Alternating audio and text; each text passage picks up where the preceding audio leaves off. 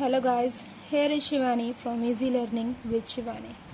आज हम लोग क्लास 12 यूनिट 4 में चैप्टर बी का जो स्टार्टिंग है, इंट्रो है, वो पढ़ेंगे। उसमें क्या है, हमारे पास अल्टरनेटिंग करंट और अल्टरनेटिंग ईएमएफ दो टर्म्स आती हैं। आज हम उनको पढ़ेंगे।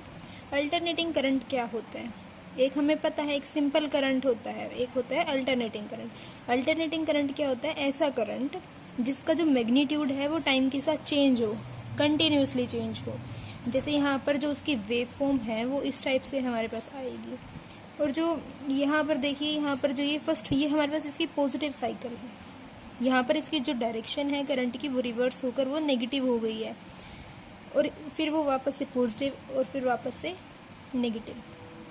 तो हम कह सकते हैं कि जो इसकी डायरेक्शन है वो टाइम के साथ रिवर्स हो रही है, और उसका मैग्नीट्यूड जो है वो भी चेंज होगा। और इसका जो फॉर्मूला है, या फिर इसको जो हम रिप्रेजेंट करते हैं, वो हम इससे रिप्रेजेंट करते हैं। I is equal to I naught sine omega T, या फिर I is equal to I naught cos omega T. यहाँ पर I क्या है? I हमारे पास यहाँ पर इंस्टेंटेनियस करंट है। इंस्टेंटेनियस का मतलब है कि current at any instant of time, मतलब लगातार करंट चल रहा है। हमने किसी इंस्टेंट, मतलब किसी भी क्षण उस करंट को नोट किया, उसको हम इंस्टेंटेनियस करंट बोलेंगे।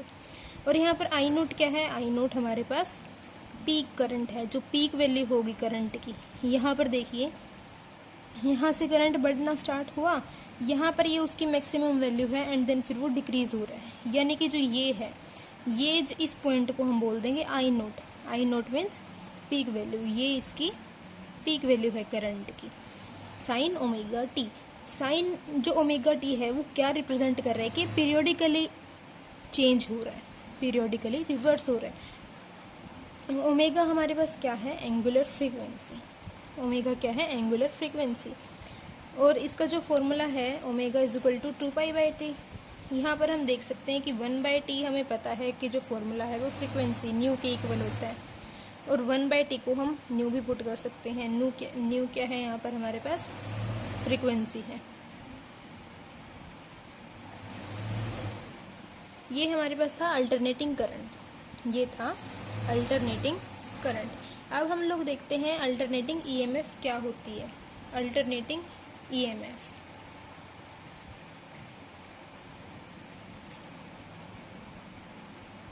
अल्टरनेटिंग ईएमएफ भी बिल्कुल अल्टरनेटिंग करंट की तरह ही होती है, बिल्कुल इसी की तरह होती है, कोई डिफरेंस नहीं है। जैसे अल्टरनेटिंग ईएमएफ को भी हम ऐसे ही रिप्रेजेंट करेंगे। यहाँ पर जो इसका ग्राफ है वो हम एसी वर्सेस टाइम के अकॉर्डिंग बनाते हैं, और जो अल्टरनेटिंग ईएमएफ है उसकी डेफिनेशन भी बिल्कुल सेम इसी की जैसे होगी कि बस यहाँ पर करंट की जगह ईएमएफ आ जाएगा, कि ऐसी ईएमएफ जिसका मैग्नीट्यूड टाइम के साथ चेंज हो और डायरेक्शन रिवर्स। उसका फॉर्मूला हम लिख देते हैं, E is equal to E naught sine omega T. और जैसे सेम ऐसे ही इसका ग्राफ ऐसे आएगा, इसका भी ऐसे ही ग्राफ आएगा।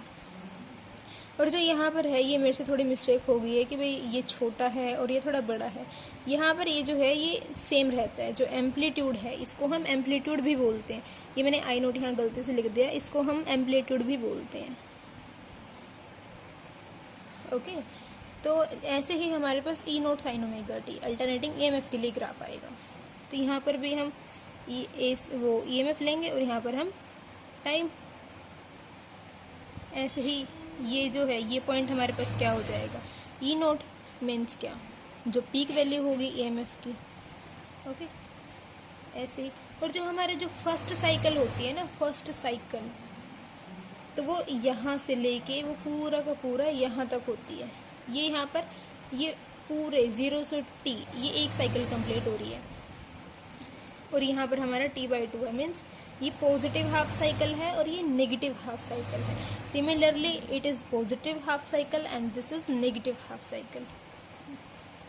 t2t ये ऐसे आगे तक जाएगी जहाँ तक भी होगी। सिमिलरली यहाँ पर भी हम ओमेगा की वैल्यू पुट कर सकते हैं। यहाँ पर 2π/t भी लिख सकते हैं, is equal to E naught sine omega T हमारे पास अल्टरनेटिंग ईएमएफ का फॉर्मूला है।